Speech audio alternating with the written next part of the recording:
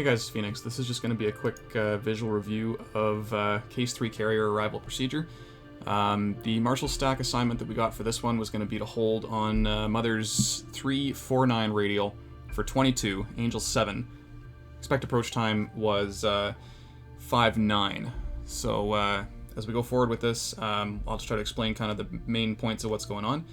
And we'll pick up the video here right as we're entering the Marshall stack. Just about to enter it. We're 30 miles from the carrier. So here we go. So we're at Angel 7, coming in right on the radial. You can see it on the left DDI there. I've got it set up in TACAN. Now I set 169 on the course because same thing as with VORs. With TACANs, you want to set the reciprocal of the radial that you actually want to hold on if you're holding inbound towards the station. So I'd set 169. It also happens to be the basic recovery course, the BRC, so that's convenient. We don't have to do an arc transition to the BRC at all. So we're just going to hold straight in here, 22 miles, 7,000 feet, and it's a left-hand turn pattern. As in the presentation, it's supposed to be a 6-minute circle, so I've kind of set that up as 1 minute for each turn, and then 2 minutes on each straight leg. Usually works out not too bad. You also do have to take the wind into account, and as I'm sure you can see from the video here, there is quite a bit of a crosswind from the left to right in this case, so to compensate for that, we're what's called crabbing into the wind. It's going to be a left crab into the wind, and we just hit 22 miles there, so there's the left turn into the Marshall stack, but we need to compensate for that wind. So as we turn outbound here, you're going to notice that I don't quite turn to the exact reciprocal of the inbound course. In a calm wind condition, that would be what I would do, but in this case, we need to crab into the wind to prevent ourselves from being blown in towards the radial.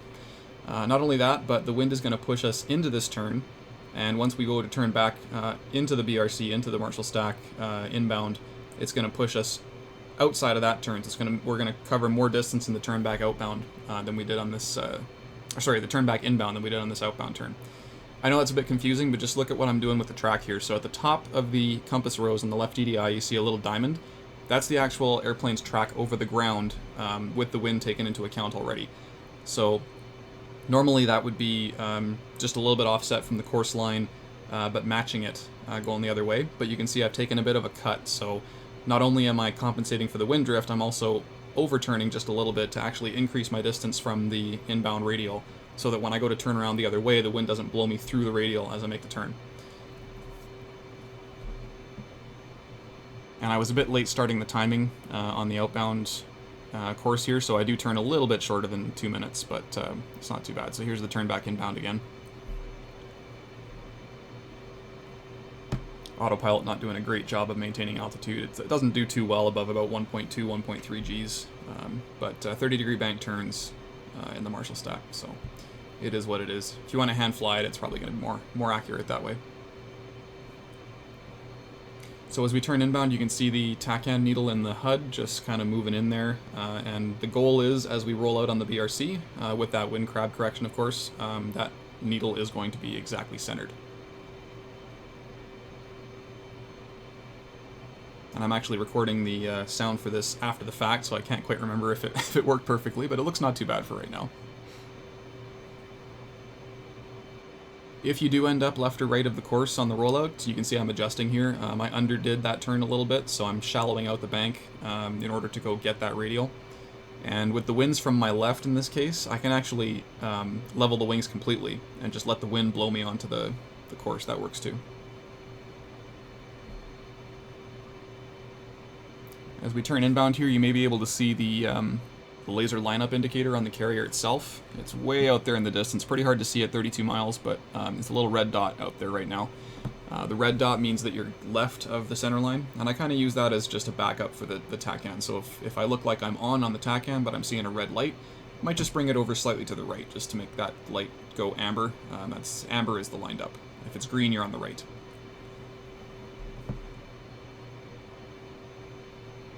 So I aimed to hit the commence at about my expect approach time, which is 59, I believe.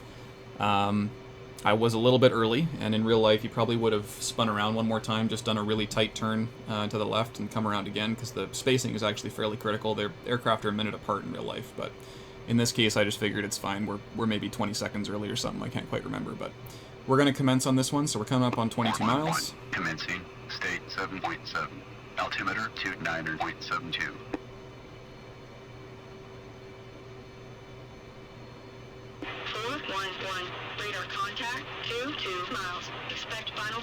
1690. 411, switch approach. 411.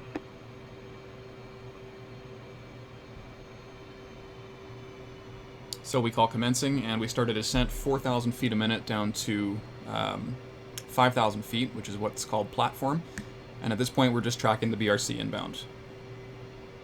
The ILS or ICLS has also been activated there. Channel 11 turned on and boxed, so you can see that localizer bar in the middle. And we're going to be following that in. That's called Flying Bullseye, which we'll get the call here in a second. 411.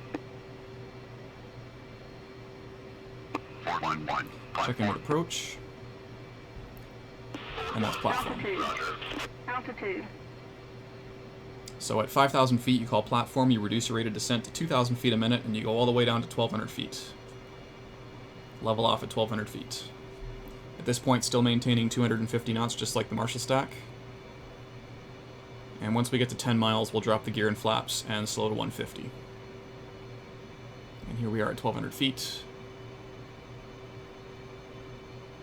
Level it off there. You can still see that light out front, the laser lineup system. Because it's nighttime, you can see that. In bad weather, of course, you wouldn't be able to see that until you're much closer. And there's a fly bullseye call, so it means you can fly the ILS, ICLS. Light went red, so I'm just going to nudge it over to the right there a little bit. And gear down, flaps to full. Slow for 150.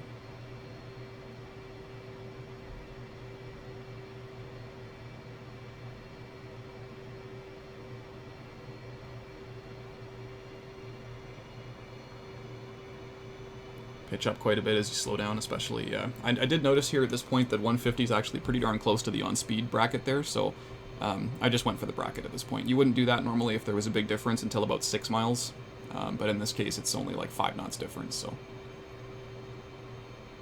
And here we are at the 6 mile mark.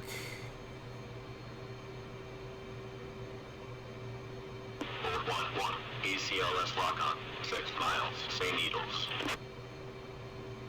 411. Up and on. 411. Concur. Fly mode 2. Mode 2, of course, being the manual flight. The Hornet in real life can auto-land off the ICLS. We don't have that in DCS.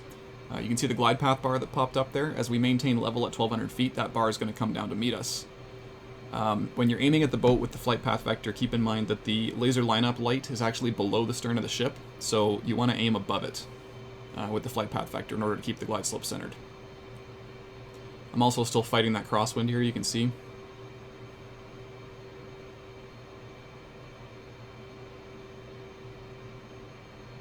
And as we come up to intercept the glide slope, we're going to start down in just a second here.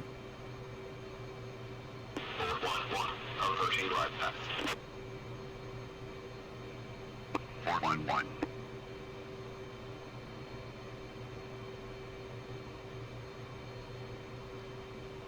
So on speed, coming on slope, and we just reduce power a little bit to allow the flight path vector to dip down below the horizon and target the space just above the laser lineup indicator. And there it goes red again. I'm just going to nudge it to the right, still fighting that crosswind.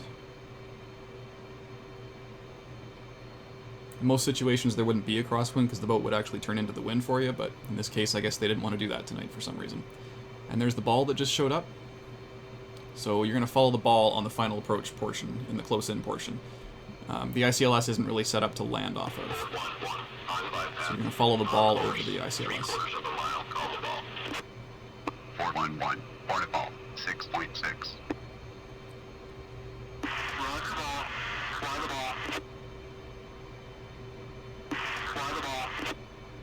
And I'm dipping a little bit low here, so I'm going to bring it up a little bit, just add a little bit of power, and then bring it back off again.